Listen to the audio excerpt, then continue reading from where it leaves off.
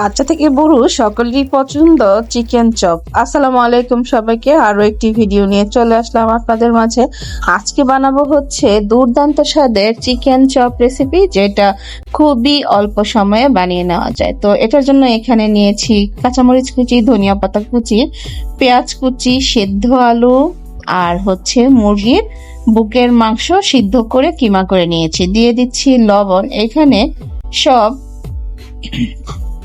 ঘরের যেই মশলাগুলো আছে রান্নাঘরে, সেগুলো দিয়ে এই দুর্দান্ত স্বাদের চিকেন চপ বানিয়ে নেওয়া যাবে। আর এটা এত মজা বাচ্চা থেকে বুড়ো সকলেই চেটেপুটে খেয়ে নেয়। আর বাচ্চাদের টিফিনের জন্য তো এইটা একটা পারফেক্ট রেসিপি। তারপর দিয়ে দিচ্ছি এখানে ঘরোয়া গরম মশলা গুঁড়া,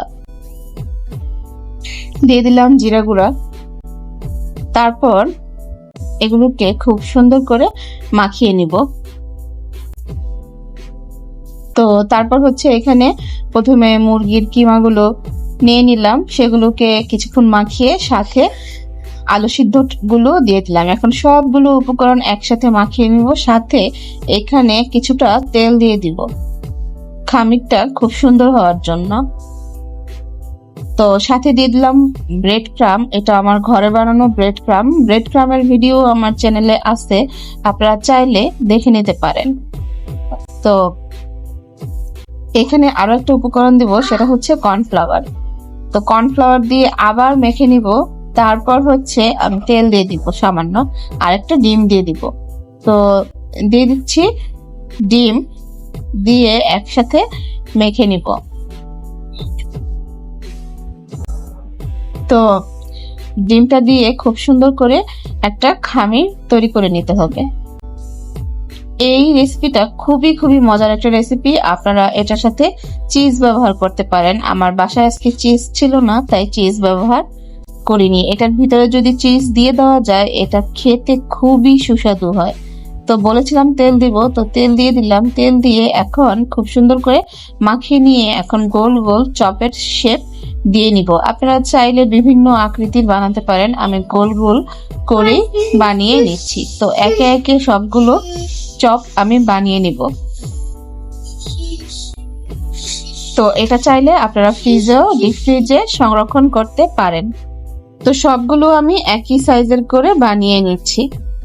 আপনারা চাইলে বিভিন্ন শেপের দিতে পারেন। আর পেঁয়াজ মরিচ গুলো যত মিহি কুচি করবেন তত ভালো হবে। এই যে দেখতে পেয়েছেন, আমার কিন্তু অনেকগুলো বানানো হয়ে গিয়েছে। এগুলা কিন্তু এইভাবে আপনারা ডিপ ফ্রিজে রেখে শক্ত হলে জিপলক ব্যাগে ভরে রেখে দিতে পারেন। যখন প্রয়োজন তখন ভেজে খাওয়াতে পারবেন, অথবা গরম গরমও ভেজে খেয়ে নিতে পারবেন।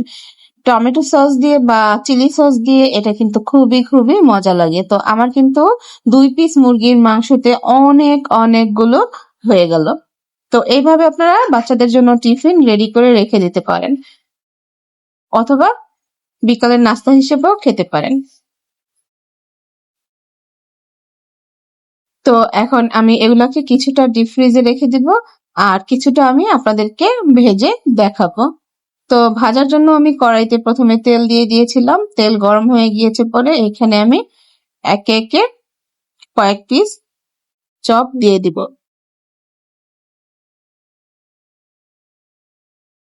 এবং খুব সুন্দর করে চামচের সাহায্যে উল্টে পাল্টে গোল্ডেন ব্রাউন কালার হওয়া পর্যন্ত অপেক্ষা করব। চুলার হিট এই পর্যায়ে মিডিয়ামে থাকবে। চুলার হিট যদি বাড়ানো থাকে তাহলে কিন্তু একটা পাশ পুড়ে যাবে আর ভিতরে সিদ্ধ হবে না। তো এইভাবে করে আমি নেড়েচেড়ে সবগুলো চপকে ভেজে নিচ্ছি। এটা কিন্তু আপনারা যে শুধু বিকেলের নাস্তা বা হচ্ছে বাচ্চাদের টিফিনে খাবেন এমন না, এটা কিন্তু ভাত পোলাওয়ের সাথেও জমে যাবে, খেতে খুবই ভালো লাগবে।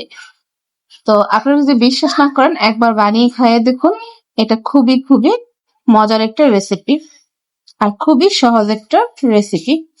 তো আমার কিন্তু এপিট ওপিট প্রায় ভাজা হয়ে গিয়েছে। এখন আমি উল্টে পাল্টে একটা টিস্যু পেপার প্লেটে ছড়িয়ে দিয়ে তারপর হচ্ছে উঠিয়ে নিব। সম্মানিত দর্শক, কে কোথা থেকে আমার এই ভিডিওটি দেখলেন, যদি ভিডিওর কোনো অংশ আপনাদের কাছে ভালো লেগে যায় তাহলে লাইক, কমেন্ট এবং সাবস্ক্রাইব করতে ভুলবেন না।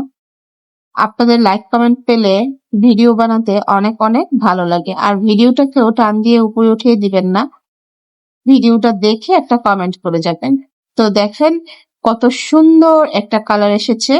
তো এখন আমি এগুলোকে উঠিয়ে নিব এবং গরম গরম পরিবেশন করে নিব। দেখেন কতটা ফুলেছে আর হচ্ছে দেখতে কতটা ইয়াম্মি হয়েছে।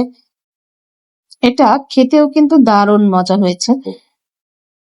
তো আমার ভিডিওটি কে কোথা থেকে দেখলেন সেটা কিন্তু অবশ্যই কমেন্টের মাধ্যমে জানাবেন। আজকের ভিডিও এখানে শেষ করে দিব। ভালো থাকবেন সবাই। আসসালামু আলাইকুম।